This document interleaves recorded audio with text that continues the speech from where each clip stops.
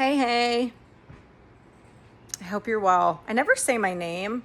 I don't know. I guess I'm Carrie. Whatever. Carrie Holshoe. No one knows how to pronounce my last name.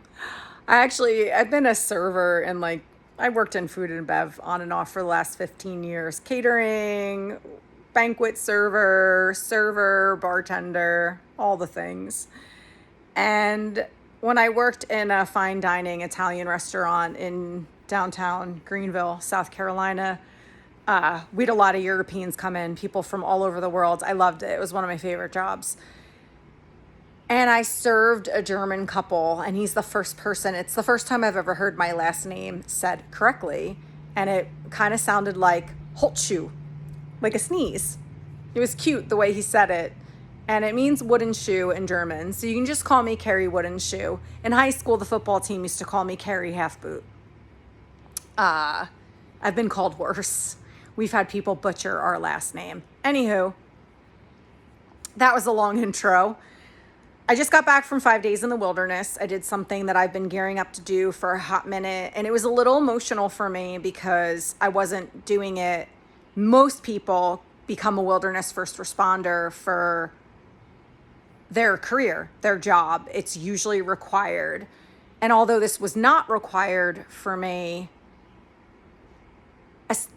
not 100% required for me, I really did it for very specific reasons. And that was when after my brother passed away on his 4-year anniversary, I went to Acadia National Park. The first responders told my family that anytime we wanted to go visit, we just had a call. And I went there, and it was to the date. He passed away on October 2nd, and that's when I arrived. And I sat with one of the first responders, whose name was also Richie, like my brother. And we sat on the mountain, and he said, "Ask me anything." And I received a lot of closure. And I wasn't necessarily angry with them. I wasn't necessarily blaming them, because I understood the nature of my brother and I understood how his brain worked. And it was very clear to me that my brother was just a high risk taker and thought that he wasn't doing anything dangerous on top of that mountain, which essentially he lost his footing because he was way too close to the edge. And because he had no fear, he wasn't as cautious as someone like I would be, who's petrified of heights. So really, it was my brother's own fault. And that was clear because there were witnesses to what happened. And the girl the woman that he was dating at the time was there. So I didn't really blame them. But it was very comforting to hear that they worked on him vigorously for about 2 hours. And they told me a lot of things, like he was in and out of consciousness. He was responding by giving them a little tiny squeeze of the hands. The head trauma was exceptionally severe.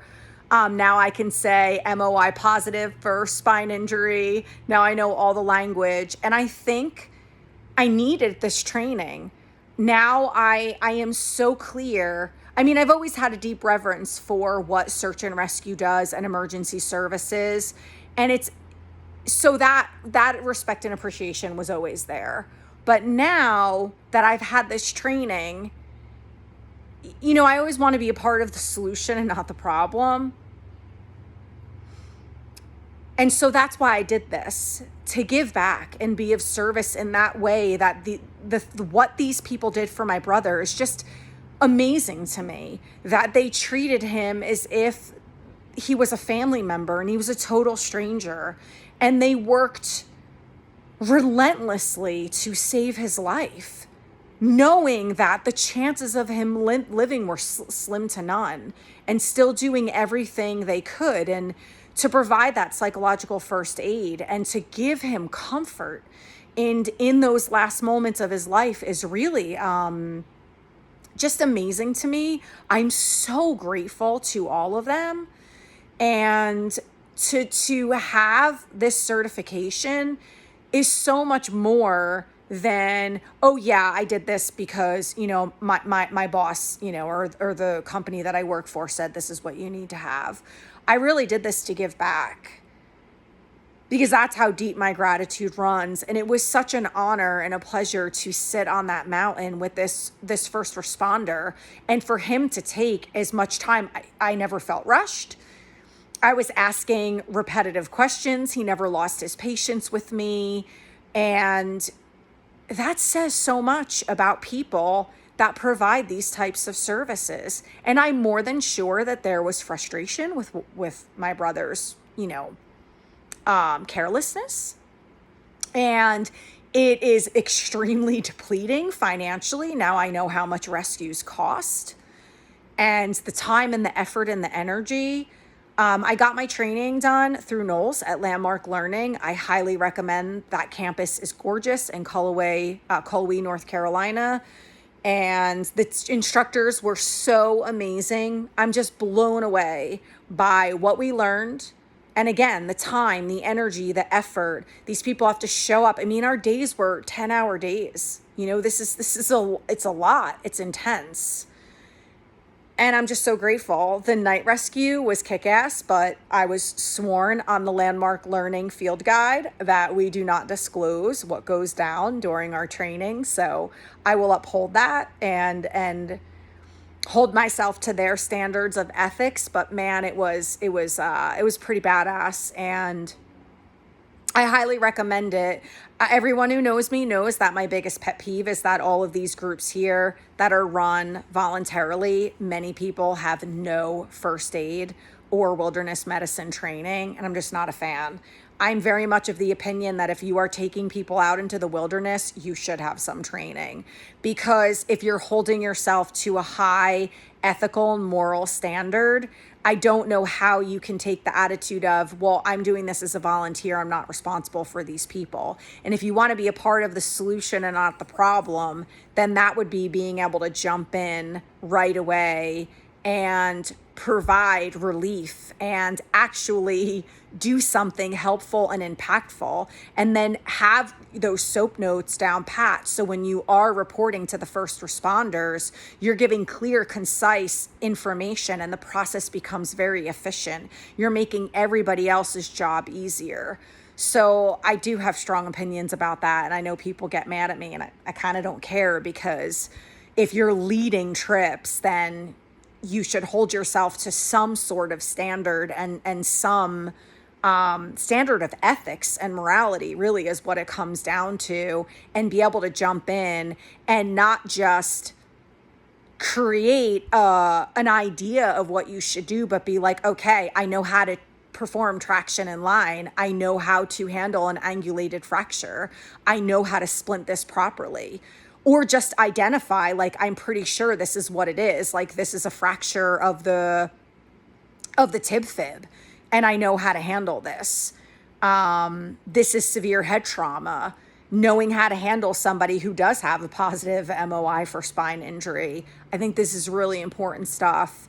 And I did a lot of people told me to go with Knowles. A lot of people told me Landmark Learning was amazing, and I didn't doubt that, but I always do my own research, and I looked into a ton of other programs. I did opt for the hybrid because 10 days in the wilderness is a really long time, and although I would have loved it, honestly, after 5 days, I was kind of done. The campus is stunning. The amenities are wonderful, although I did choose to car camp.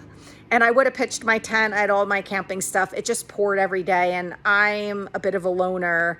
And I called some of the crew, Party Town, that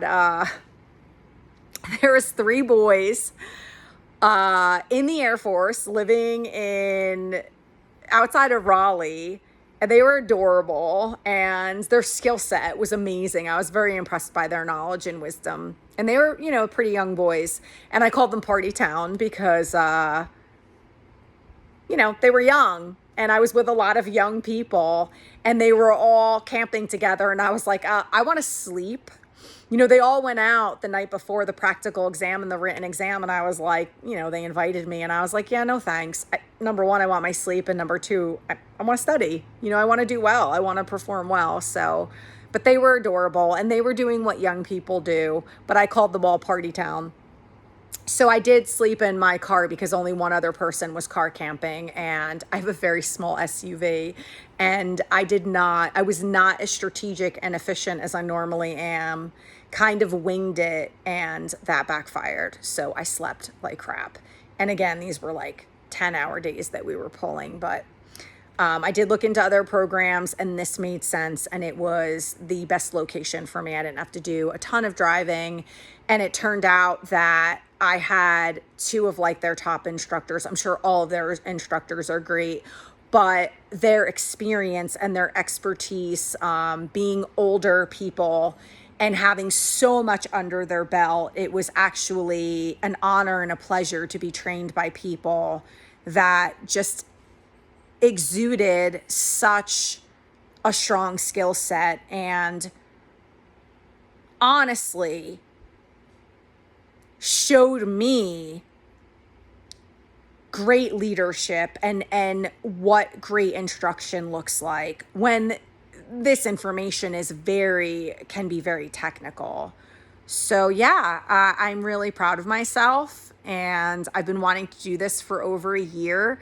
Everyone told me that after doing wilderness first aid, I would be blown away by wilderness first responder because there's huge differences between both trainings. And then I found out about another training that I'm now eligible for after becoming a woofer, and now I'm like, ooh, now I have a new goal. So we'll see about that. But yeah, I highly recommend it. And if you're somebody leading people out there in the wilderness, if your baseline is WFA, Wilderness First Aid, that is a full weekend. And again, I really do believe that there should be some training when you're out in the woods with people, instead of looking around and being like, hey, does anyone have medical knowledge? Is anyone a nurse? Is anyone a doctor? Is anybody in the healthcare field? I'd rather be the person jumping in. And that's why I think I had so much fun with the Air Force boys, because they're trained in a lot of like survival tactics and stuff. So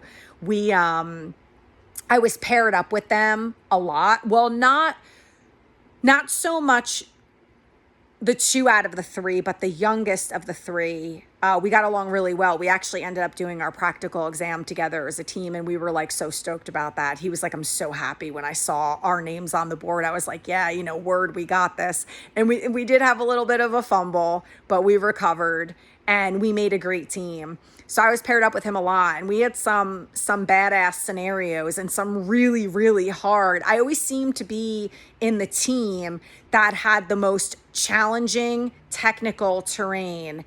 And we had a wild rescue, and boy, like I feel like if that guy wasn't with us, but I was like the first one in the water. It was a water rescue. It was like a hypothermia situation. And the water was freezing.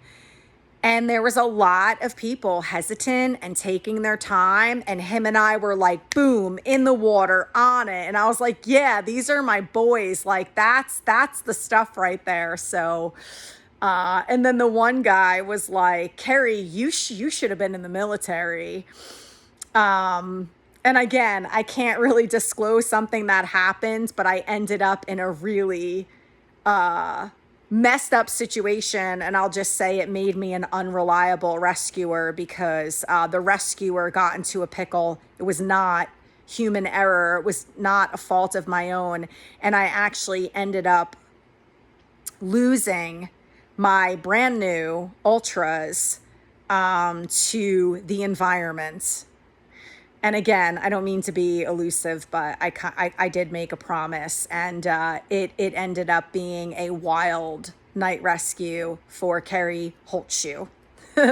Anyway, I just wanted to share that because I'm such a big believer in transforming pain into purpose and taking your message and making it your message. And although my brother's been gone for 20 years, when I found out, I didn't even know my brother was like ski patrol on the mountain where he lived in Vernon Mountain Creek. He was, an expert snowboarder and skier. And I was like, oh my God, this is crazy. Because I had gotten into wilderness medicine and I was like, my brother was doing this on the slope skiing. And how cool is that? That, our lives are almost, they're so parallel now since his passing.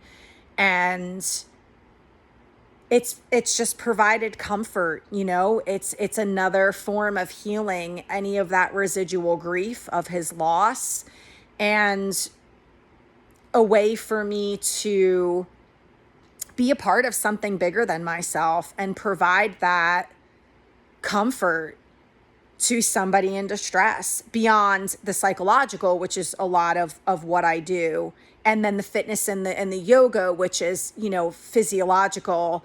And this is more trauma based, essentially. So I'm really proud of myself. And my kids are really proud of me. And I'm showing my kids that you're never too old to learn a new skill set. You're never too old to reinvent yourself. And I think that's really healthy for kids to see that and for my kids to see that. So that's all I got. I love you to pieces. Talk soon.